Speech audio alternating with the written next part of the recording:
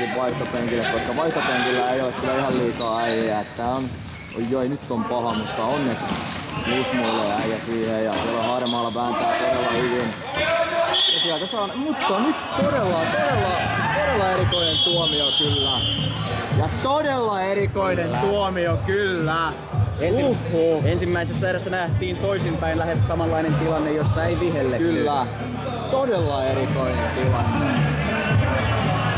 Soittarasi onneksi juuri täysin lukuinen, mutta saa jaksaa vielä 2 minuuttia. Toivottavasti täydet 2 minuuttia alivoimalla ilman takaistumista. Oli kyllä todella käsittämätön kyllä. Ei hävinnyt tällä kertaa. Mitäs?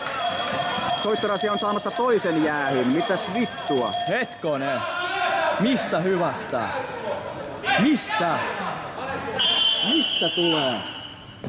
Tämä on todellinen Mistä farssi. tämä tulee? Tämä on kyllä nyt, tämä on selostushistoriani käsittämättömimpiä tuomioita. En ole ikinä nähnyt vastaavaa. Eihän siinä aloitustilanteesta jäähy. Voiko näin tapahtua?